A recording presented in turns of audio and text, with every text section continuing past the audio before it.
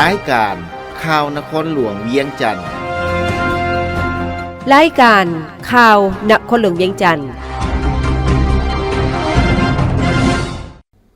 สบายดีท่านผู้ฟังที่เคารพที่นี่สถานีวิทยุกระจายเสียงนครหลวงเวียงจันทน์รายการข่าวนครหลวงเวียงจันทน์ประจำวันศุกร์วันที่26ธันวาคม2025ซึ่งมีข่าวสำคัญต่างๆมานำเสนอต่อบรรดาท่าน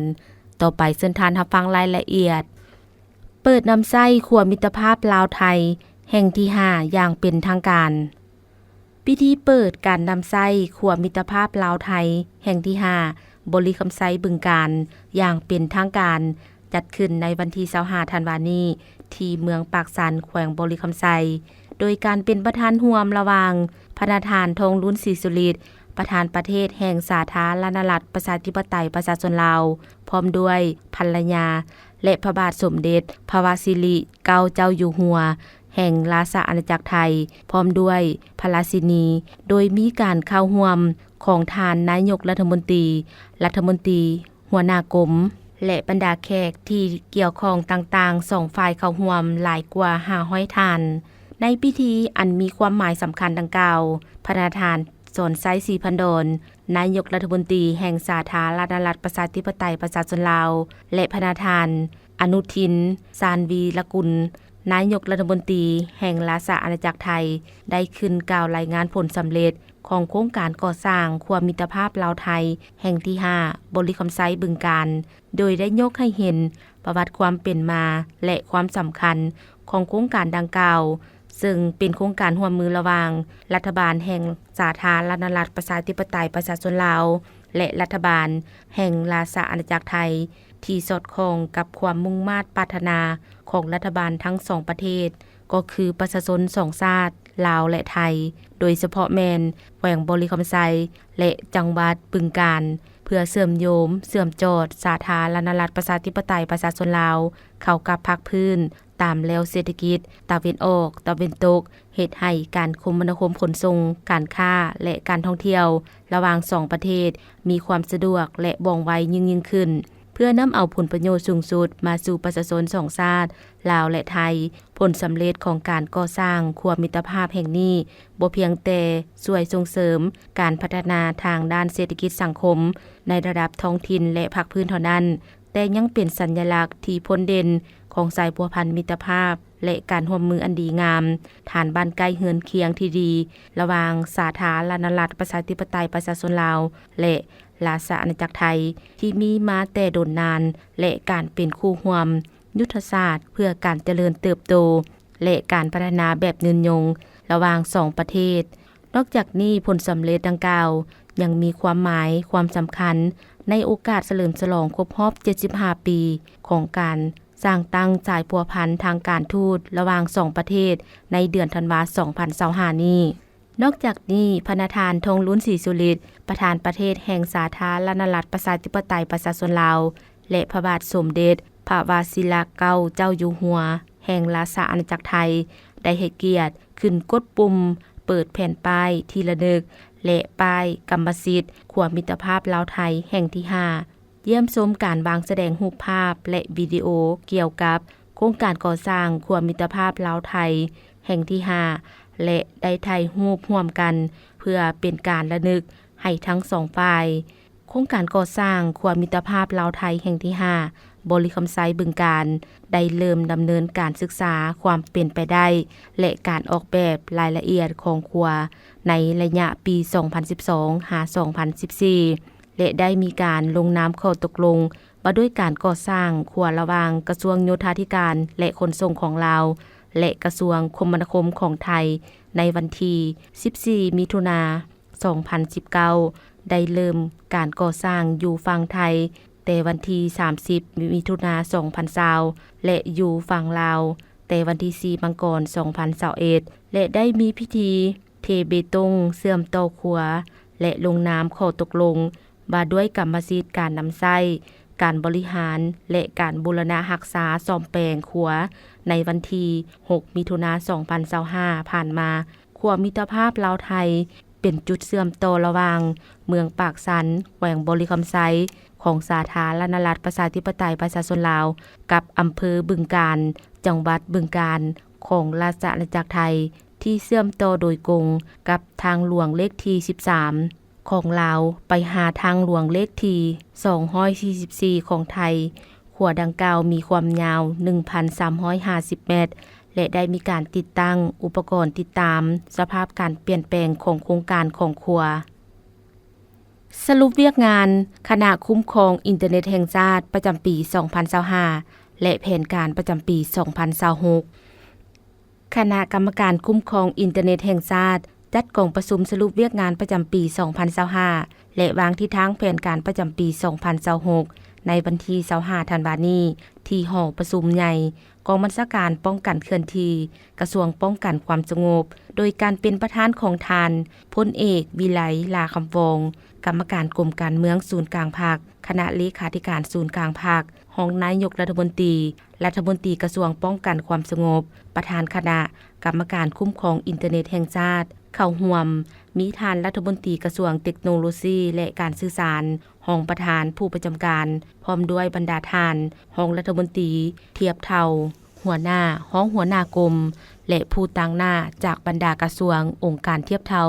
และคณะกรรมการคุ้มครองอินเทอร์เน็ตแห่งชาติอยู่ศูนย์กลางบรรดาทานประธานคณะกรรมการปกครองแขวงบรรดาทานหัวหน้าห้องว่าการหัวหน้าห้องหัวหน้าแผนกบรรดาองค์การปกครองท้องถิ่นบรรดาองค์การพรรคแนวลาวสังชาติองค์การจัดตั้งมหาชนเข้าร่วมในกองประชุมทานมีนาไซพีลาวงศ์หัวหน้าศูนย์อินเทอร์เน็ตแห่งชาติกระทรวงเทคโนโลยีและการสื่อสารทั้งเป็นหัวหน้าห้องการกองเลขาคณะกรรมการคุ้มครองอินเทอร์เน็ตแห่งชาติได้เสนอห่างบทสรุปการเคลื่อนไหวเวียกงานคณะกรรมการคุ้มครองอินเทอร์เน็ตแห่งชาติประจำปี 2025 และทิศทางแผนการประจำปี 2026 เสนอห่างการปรับปรุงดำรัดว่าด้วยการจัดตั้งและการเคลื่อนไหวฉบับเลขที่559ทับคคอสลงวันที่31 ธันวาคม 2018 ซึ่งท่านได้ยกให้เห็นผลสำเร็จหลายด้านที่ติดพันกับการคุ้มครองการพัฒนาและการนำใช้อินเทอร์เน็ตเทคโนโลยีการสื่อสารข้อมูลข่าวสารการพัฒนาของเขตดังกล่าวเข้าในการจัดตั้งปฏิบัติเวียกงานการดำเนินธุรกิจการดำรงชีวิตการติดต่อพัวพันกับสังคมต่างๆยิ่งเห็นได้แจ้งถึงความสำคัญและความจำเป็นของอินเทอร์เน็ตเคียงคู่กับผลประโยชน์อันมหาศาลจากอินเทอร์เน็ตพวกเราก็เห็นได้แจ้งถึงปัญหาและสิ่งท้าทายต่างๆโดยเฉพาะแม่นการนำใช้สื่อสังคมออนไลน์และการนำใช้อินเทอร์เน็ตไปในทางที่บ่ดีซึ่งคณะกรรมการคุ้มครองอินเทอร์เน็ตแห่งชาติก็ได้ชี้นำภาคส่วนที่เกี่ยวข้องสุมใส่ค้นคว้าหาวิธีการแก้ไขด้วยมาตรการต่างๆเพื่อแก้ไขปรากฏการณ์ย่อท้อที่เกิดขึ้นระยะผ่านมาคณะกรรมการคุ้มครองอินเทอร์เน็ตแห่งชาติสามารถจำกัดและมีผลสำเร็จในเบื้องต้นที่สำคัญบ่ว่าจะเป็นคงเขตรวมศูนย์การศึกษาการกวดกาขึ้นความถี่วิทยุสื่อสารการนำใช้สัญญาณการนำใช้สายส่งโทรคมนาคมการสุ่มใส่ขึ้นทะเบียนหมายเลขโทรศัพท์การปรับปรุงพื้นฐานโครงสร้างดิจิตอลและการคุ้มครองความปลอดภัยทางด้านไซเบอร์เนื้อในข้อมูลข่าวสารผ่านอินเทอร์เน็ตและด้านอื่นๆพร้อมนั้นท่านคมสันต์ ไสยสารหัวหน้ากรมประชาสัมพันธ์ห้องว่าการสำนักงานนายกรัฐมนตรีได้ขึ้นรายงานย่อการจัดตั้งปฏิบัติเวียกงานของการคุ้มครองห่างเสียงบดีในสังคมในสื่อสังคมออนไลน์ประจำปี 2025 ปัญหาข้อคงค้างสิ่งท้าทายต่างๆและทิศทางแผนการประจำปี 2026 โอกาสดังกล่าวท่านใจสมหวังสุวรรณวงศ์รองหัวหน้าศูนย์อินเทอร์เน็ตแห่งชาติหัวหน้ากองเลขาหน่วยงานต้านการหลอกลวงทางออนไลน์ได้ขึ้นรายงานการจัดตั้งปฏิบัติเวียกงานของคณะรับผิดชอบที่ขึ้นกับคณะกรรมการคุ้มครองอินเทอร์เน็ตแห่งชาติหน่วยงานดังกล่าวได้เฮ็ดเวียกร่วมกันหลายครั้งเพื่อค้นคว้าวิธีการและชี้นำให้ภาคส่วนผู้ให้บริการโทรคมนาคมบรรดาธนาคารธุรกิจและบรรดาสื่อมวลชนสำนักต่างๆเผยแพร่ต่อสังคมเพื่อเป็นการสร้างจิตสำนึกและสติระมัดระวังตัว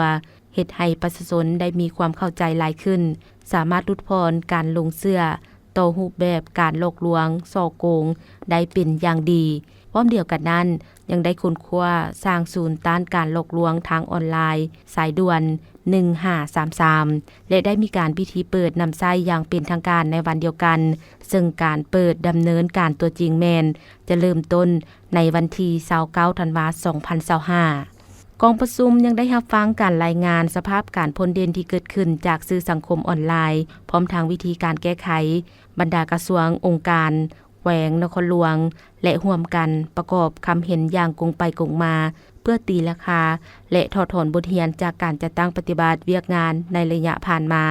และได้ร่วมการวางทิศทางแผนการในต่อหน้าเพื่อเฮ็ดให้เวียกงานการคุ้มครองอินเทอร์เน็ตในประเทศมีประสิทธิภาพและประสิทธิผลดีขึ้นกว่าเก่า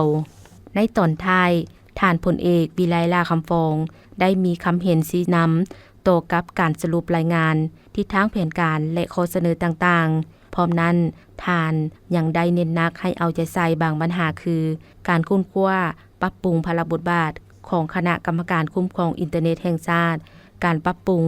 และสร้างบรรดาจุดประสานงานคณะกรรมการคุ้มครองอินเทอร์เน็ตแห่งชาติอยู่ในแต่ละกระทรวงองค์การภาครัฐและบรรดาคณะกรรมการคุ้มครองอินเทอร์เน็ตแห่งชาติคันแขวงนครหลวงเวียงจันทน์ให้สอดคล้องกับสภาพการตัวจริงในปัจจุบันเอาใจใส่ค้นคว้าและปรับปรุงบรรดานิติกรรมที่มีแล้วนิติกรรมใดควรได้ปรับปรุงคืนเพื่อให้สอดคล้องกับสภาพการใหม่ในปัจจุบันเป็นต้นแมนปรับปรุงกฎหมายว่าด้วยการต้านและสกัดการอาชญากรรม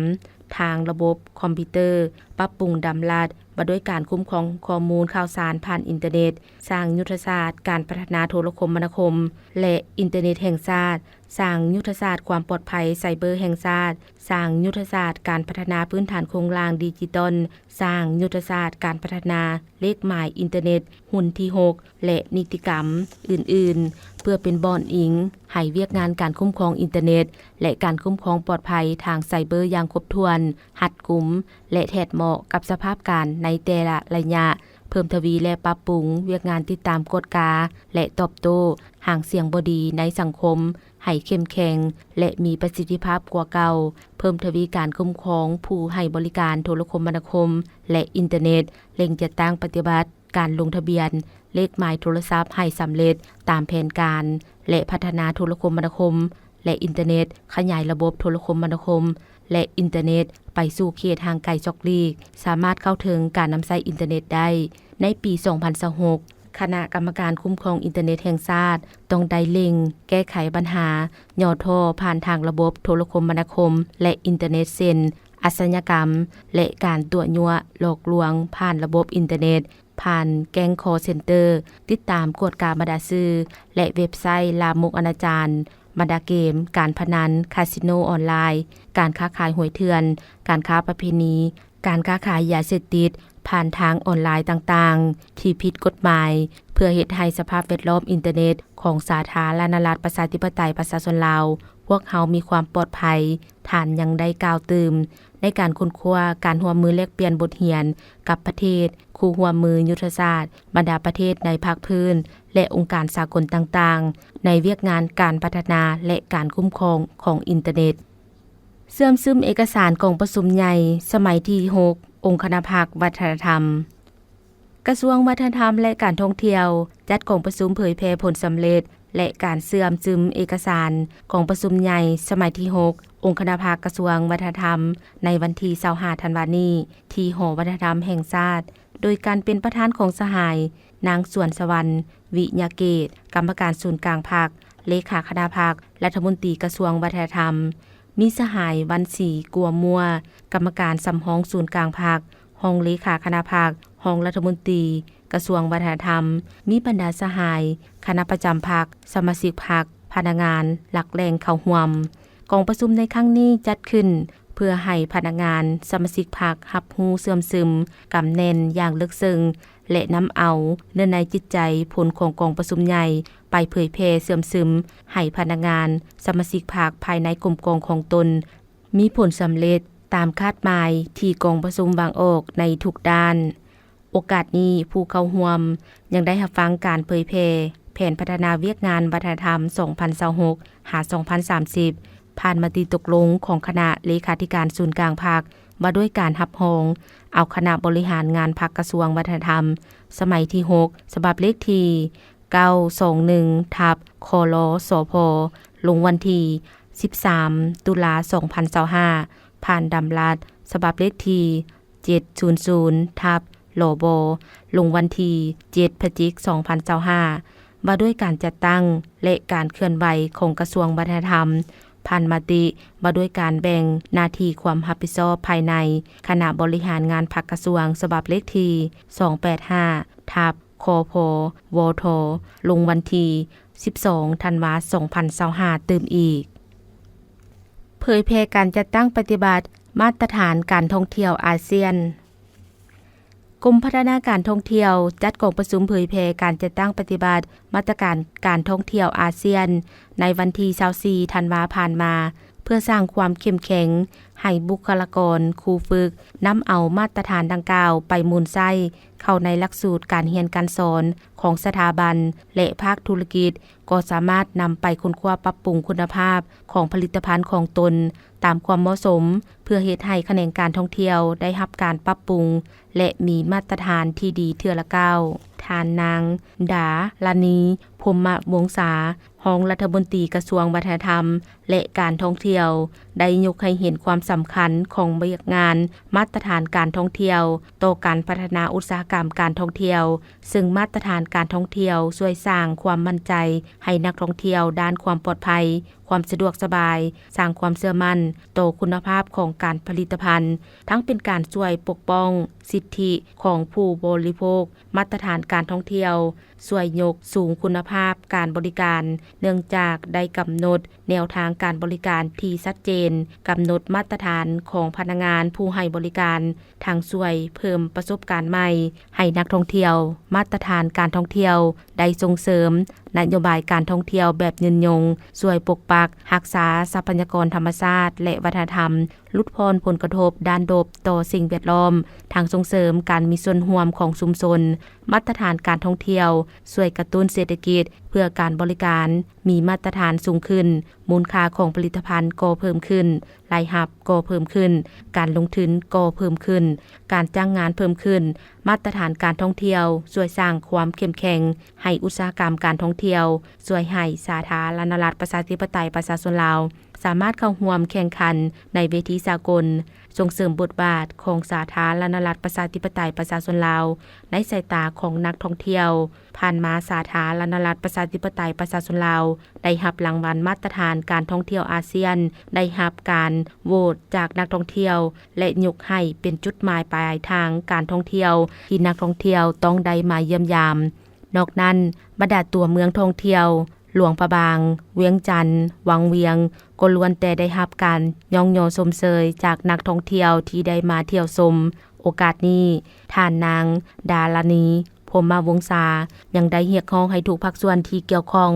สืบต่อเอาใจใส่ประกอบส่วนจัดตั้งปฏิบัติเวียกงานของตนด้วยความรับผิดชอบสูงมีการประสานสมทบกันอย่างกลมเกลียวระหว่างภาครัฐและภาคธุรกิจให้หลายขึ้นและบรรดาสถานประกอบการต่างๆที่ได้รับรางวัลมาตรฐานอาเซียนจงสืบต่อเอาใจใส่รักษามาตรฐานของตน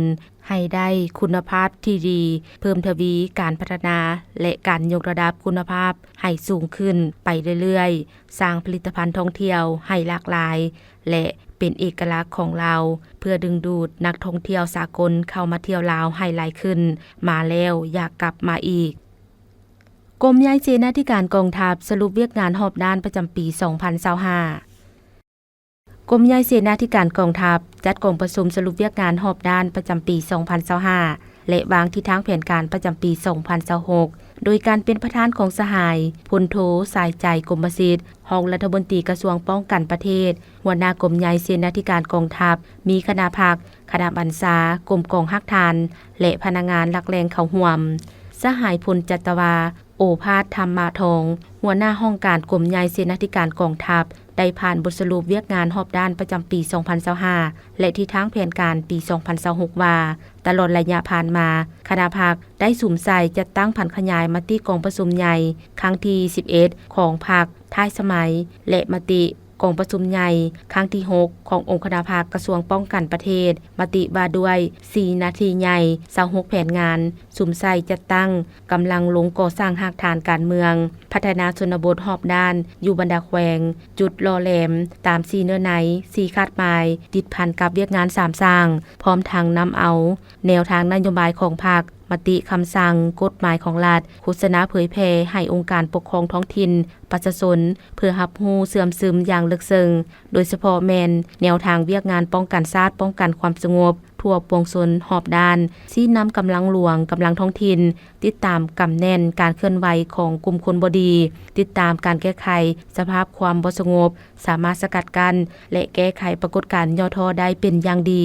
เอาใจใส่เวียกงานปรับปรุงก่อสร้างพรรคพนักงานปฏิบัติตาม5หลักการ3ทิศนำของพรรคบางออกได้ปรับปรุงคณะพรรคฮักฐาน5คณะยกระดับหน่วยพรรคขึ้นเป็นคณะพรรคฮักฐาน32หน่วยพรรคอนุมัติมหาชนก้าวหน้าเข้าพรรค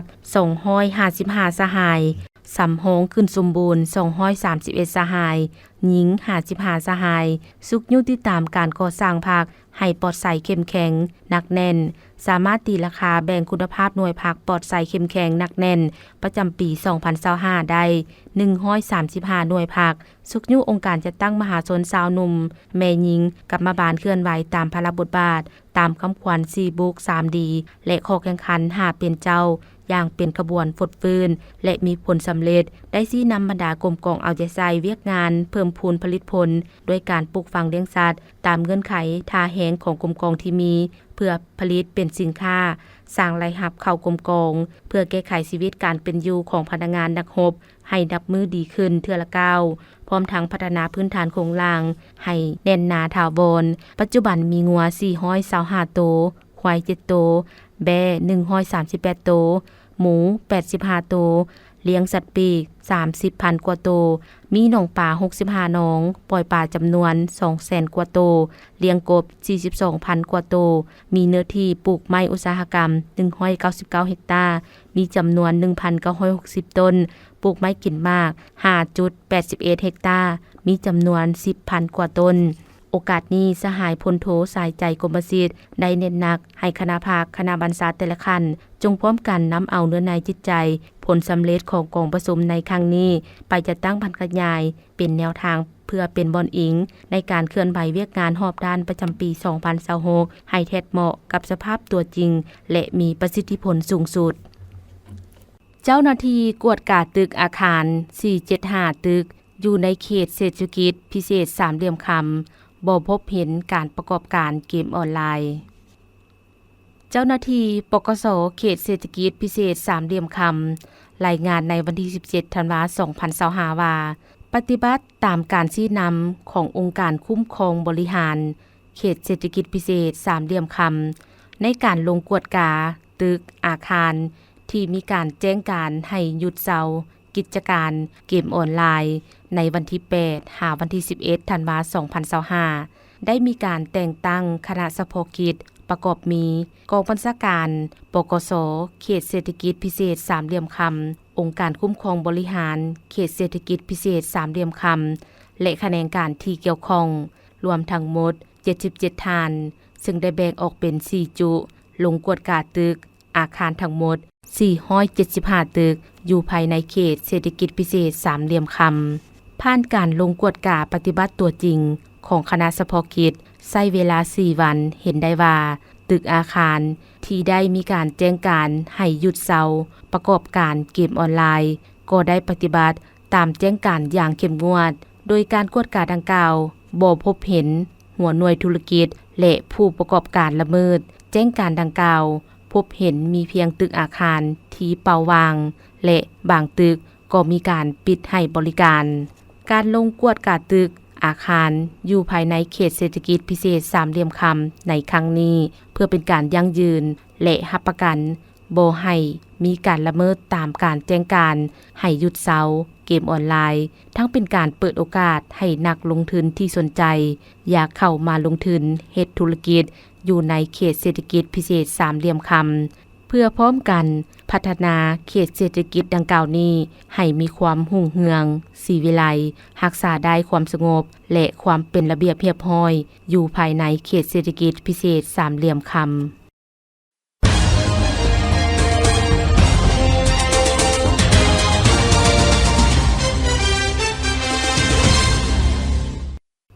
ต่อไปเส้นทางทับฟังข่าวต่างประเทศสาธารณรัฐเกาหลีสืบต่อขยายเวลาการลดภาษีรถออกไปอีก6เดือนกระทรวงเศรษฐกิจและการเงินของสาธารณรัฐเกาหลีประกาศขยายเวลาปรับลดภาษีจากซื้อรถจากอัตราปกติ5%เป็น 3.5%ออกไปอีก6เดือนจนฮอดวันที่30มิถุนายน2026ในขณะเดียวกันรัฐบาลของสาธารณรัฐเกาหลีได้ประกาศว่าจะขยายมาตรการลดผ่อนภาษีน้ำมันเชื้อไฟออกไปอีก2เดือนจนฮอดท้ายเดือนกุมภาพันธ์2026เพื่อลดผ่อนภาระค่าใช้จ่ายในการดำรงชีวิตของประชาชนสิงคโปร์เล็งเพิ่มเกณฑ์อายุผู้บริจาคเลือดครั้งทำอิฐเป็น65ปีสำนักข่าวซินฮัวของสาธารณรัฐประชาชนจีนสำนักงานวิทยาศาสตร์สุขภาพของสิงคโปร์จะเพิ่มเกณฑ์อายุสูงสุดของผู้บริจาคเลือดครั้งทำอิฐจาก60ปีเป็น65ปีมีผลบังคับใช้ในวันที่2มังกร2026ผู้บริจาคครั้งทำอิฐจะได้รับอนุญาตให้บริจาคได้จนฮอด1วันก่อนวันเกิดครบรอบ66ปีส่วนผู้บริจาคปกติสามารถสืบต่อบริจาคได้จนฮอดอายุ75ปีเนื่องจากจำนวนประชากรสูงอายุที่เพิ่มขึ้นจึงจำเป็นต้องใช้ทุกโอกาสที่ปลอดภัยในการขยายฐานผู้บริจาคเลือดขณะที่ยังคงรักษามาตรฐานความปลอดภัยสูงสุดสำหรับผู้ที่บริจาคเลือดและผู้รับเลือดปัจจุบันสิงคโปร์จำเป็นต้องรักษาเลือดไว้สำรองอย่างน้อยให้เพียงพอสำหรับการนำใช้อย่างน้อย9วันเพื่อเกี่ยมพร้อมรับมือกับเหตุการณ์ฉุกเฉินข่าวพยากรณ์อากาศพยากรณ์อากาศประจำวันที่26ธันวาคม2025ความกดดันสูงของอากาศเย็นที่ประเทศจีนจะสืบต่อแผ่ลงมาปกคลุมอยู่ทั่วทุกภาคของประเทศลาวด้วยกำลังปานกลางสมทบกับกระแสลมตะวันออกเฉียงเหนือพัดปกคลุมซึ่งจะเฮ็ดให้อากาศจะเย็นหาหนาวเย็นลงตืมอีกอยู่ทั่วไปและอากาศจะหนาวเย็นลายอยู่ภาคเหนือด้านตะวันออกแขวงไซสมบูรณ์และเขตภูเพียงบริเวณพร้อมจะมีฝนตกในระดับคอยและจะมีลมพัดแรงอยู่บางท้องถิ่นพยากรณ์อากาศแต่เวลา 7 โมงของวันที่26หา 7 โมงของวันที่27ธันวาคม2025ภาคเหนือด้านตะวันออกแขวงพงศาลีหัวพันเสียงขวางอากาศจะสืบต่อหนาวเย็นหาหนาวเย็นลายพร้อมมีหมอกหนาปกคลุมอยู่ทั่วไปและจะมีฝนตกในระดับคอยพร้อมมีลมพัดแรงอยู่บางท้องถิ่นเนื้อที่การปกคลุมของฝนเท่ากับ20%ของภาคอุณหภูมิในระหว่าง6-23องศาภาคเหนือด้านตะวันตกแขวงหลวงน้ำทาบ่อแก้วอุดมไซหลวงพระบางไซยบุรีอากาศจะเย็นหาหนาวเย็นพร้อมมีหมอกหนาปกคลุมอยู่ทั่วไปและจะมีฝนตกในระดับคอยอยู่บางท้องถิ่นเนื้อที่การปกคลุมของฝนเท่ากับ15%ของภาคอุณหภูมิในระหว่าง8-30องศานครหลวงเวียงจันทน์อากาศจะเย็นลงตืมอีกพร้อมมีหมอกบางปกคลุมอยู่ทั่วไปและจะมีลมพัดแรงเป็นบางโอกาสอยู่บางบริเวณอุณหภูมิในระหว่าง18-31องศาภาคกลางอากาศจะเย็นหาหนาวเย็นพร้อมมีหมอกบางปกคลุมอยู่ทั่วไปและจะมีลมพัดแรงอยู่บางท้องถิ่นอุณหภูมิในระหว่าง14-32องศาแขวงไซสมบูรณ์อากาศจะหนาวเย็นพร้อมมีหมอกหนาปกคลุมอยู่ทั่วไปในตอนเช้าอุณหภูมิในระหว่าง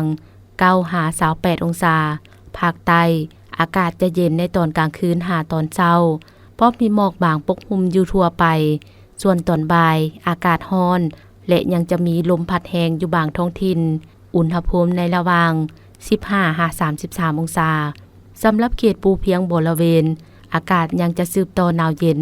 หาหนาวเย็นลายเพราะมีหมอกหนาปกคลุมอยู่ทั่วไปอุณหภูมิในระหว่าง